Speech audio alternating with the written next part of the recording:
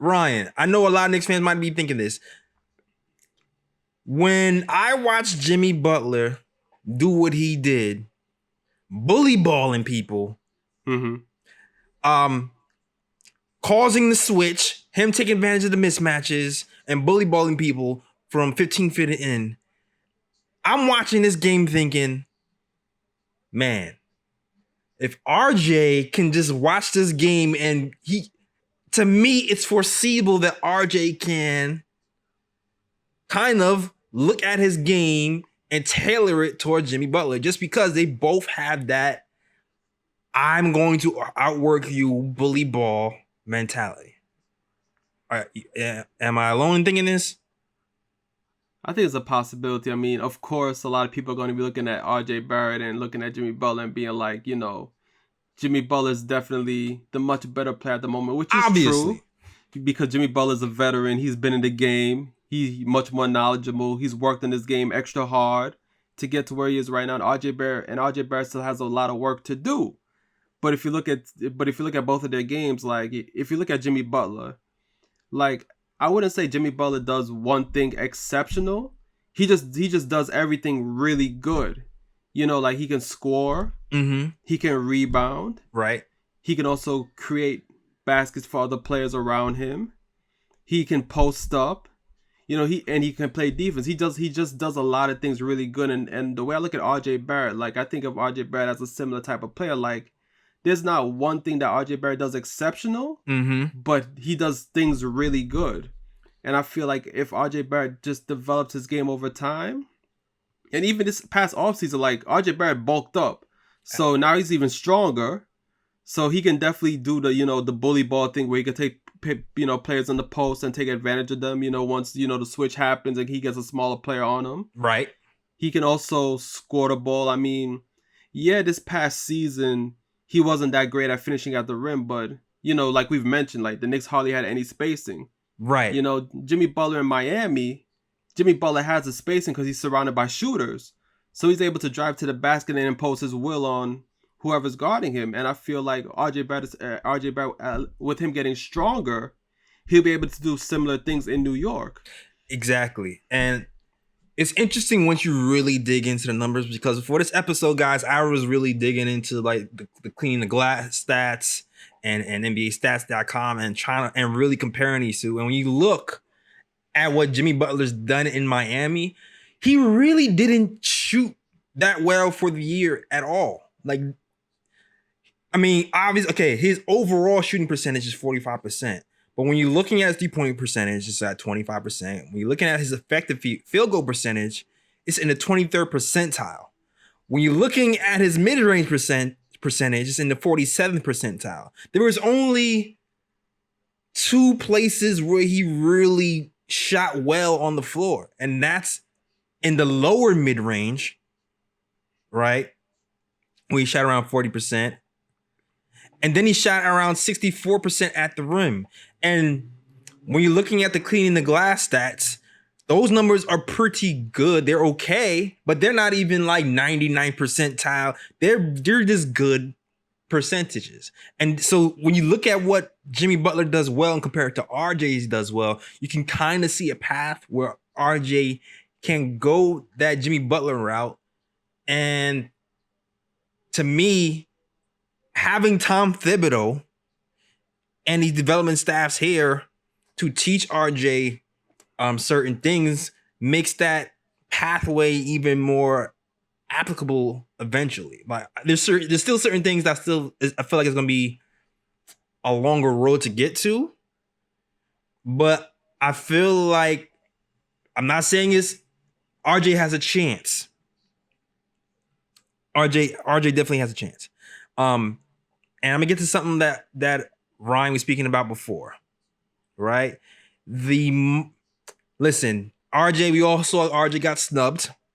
He didn't make the rookie team, even though he finished with 14 points a game, and was among the league leader in steals amongst the rookies. But despite his shooting deficiencies, what RJ was elite at is the foul rate. He was able to draw fouls at such a high rate that he is in the 92nd percentile in the NBA, drawing fouls at 14.8% of the times. So what does that tell you? That tells you, as a star, as a guy in this league, if you can't hit the jump shot, if you can't hit the three at a high rate, the next best thing to do is to go to the foul line. And as you can see, when the game slows down in the playoffs, Miami was able to, play the pick and roll, have mismatches on the switch. Jimmy Butler went to work, and he was able to draw fouls time after time after time after time. And that's why Jimmy Butler in general is a great player. Not just because, because he makes his teammates around him better, but he's able to draw fouls at a high rate. And I feel like that's something that RJ does already. And he can kind of build off that and expand his game to mimic Jimmy Butler's. Now, what he has to expand on now, to me, is the passing. Yep. The passing. What do you think of Jimmy Butler's passing in the series, man? Well, Jimmy Butler definitely showed that he has the playmaking ability.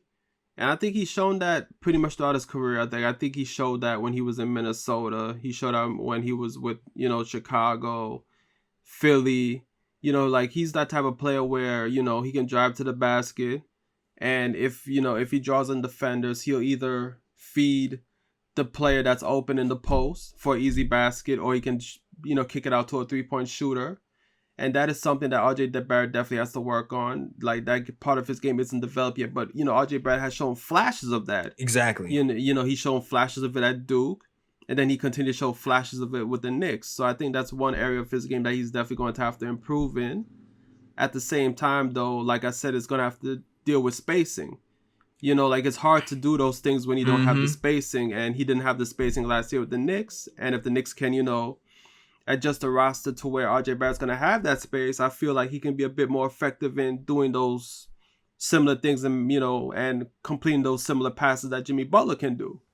Absolutely. And we're going to even get deeper into this talk and trying to figure out other NBA comparison comps to other Heat players that we can possibly bring into this team via free agency or during the draft to kind of fill those needs. But we'll get into that possibly in a later video, because we were really going to try and get a deep dive into what RJ Barrett can do to improve to the level of Jimmy Butler. And as Ryan was saying, the passing has to get better. He's shown flashes.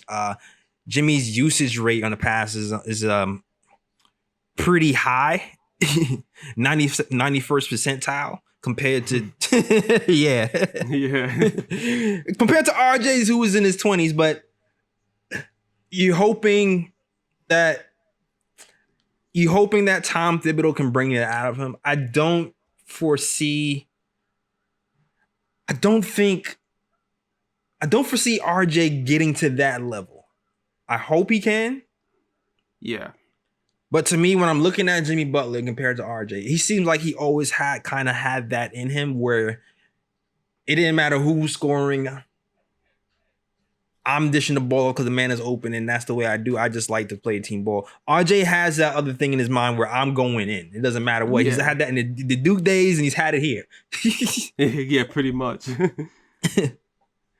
And as of today, RJ is only averaging about 2 assists a game. And Jimmy Butler is at 6. I would like to get that number to minimum 4. Yeah. Minimum 4. And I think he can do it if Tom kind of throws it in, beats it in his head to pass the ball more. Now, I like the passes. Right as of today, he's hesitant to kick the ball out to the corner. He is a willing passer to Mitch on the pick and roll. We've seen that work. But we also seen him do a lot of damage in the pick and roll at Duke. So he has it in him. But for me, the path to success for RJ Barrett is to really concentrate on driving and kicking, one, 2, passing out the post. Because he's a big bully ball player, because he is in the 68th percentile in post-ups, compared to Jimmy Butler, who's in the 79th percentile, which is why I feel like that's another comparison where those two are kind of similar. I feel like if he's able to get his passing game up, if he's able to look at some film and get those passes to the corner for the most part, because that's where Tom Thibodeau wants to do. He wants to post up more, because you heard him say it. He wants to post up and get you those corner threes. I think that's a surefire pathway for RJ Barrett to get to Jimmy-esque level. Yeah, ask at the moment. Just ask. If I squint my eyes and Jimmy, is that you? Yeah. But yeah, I know some people are like, what? It's blasphemous. Yeah. It's blasphemous. I know it's a stretch. This is a Knicks fan's way of thinking, because Knicks fans exactly. This is very Knicks fan home way of thinking.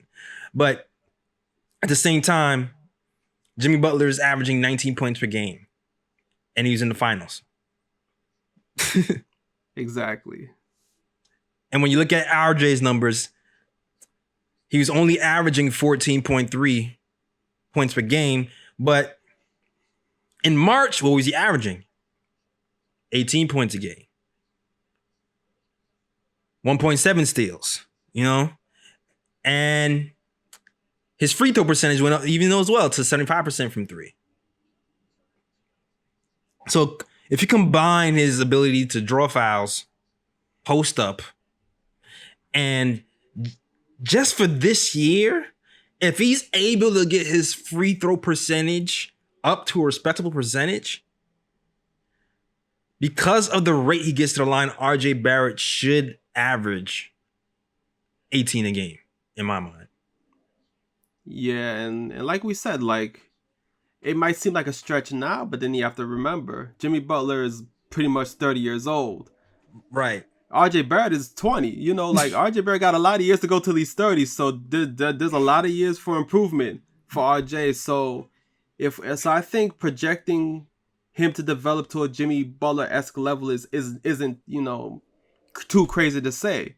Especially seeing that in his rookie season when he was like 19 years old, he was averaging like 14.3 points a game, and he's not averaging Jimmy Butler stats, but it's pretty close, and I don't think it's too wild to project that he can reach Jimmy Butler's stats in the future. Exactly. Especially if you build this team correctly, like Ryan was saying before, more shooters.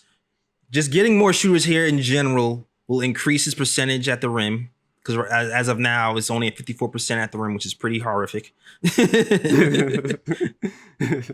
I think that alone, with the extra year in his belt, will help on the offensive side. On the defensive side, though, Ryan.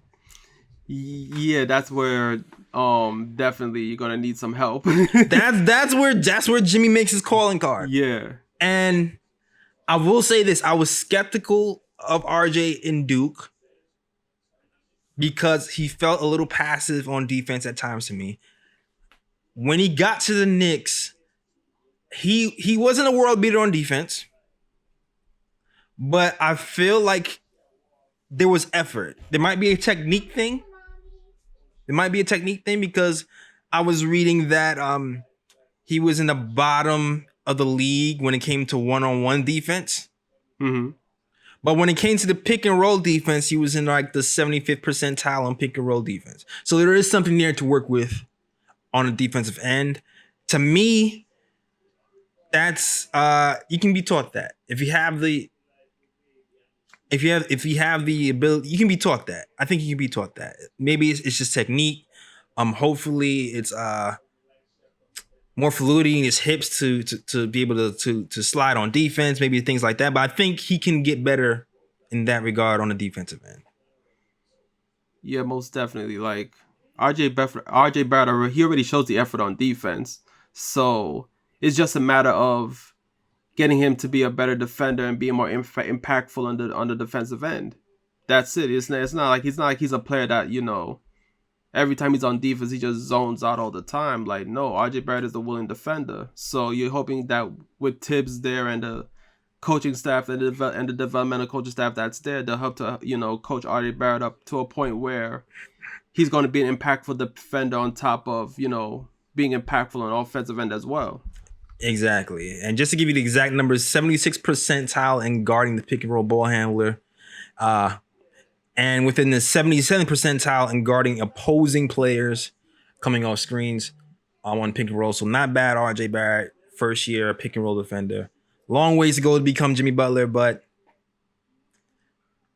it's a pathway, man. There's a pathway to greatness. There's a pathway, man. I'm hoping. I'm hopeful. Knicks fans, come with the hope. Join us. Yes, sir. we need all the hope we need right now, yo. Yes. This episode is strictly for Knicks fans, all right? Strictly for Knicks fans. Episode is strictly for the optimistic Knicks fans. Exactly. Haters, go that way. Yeah, we don't need it right now. We've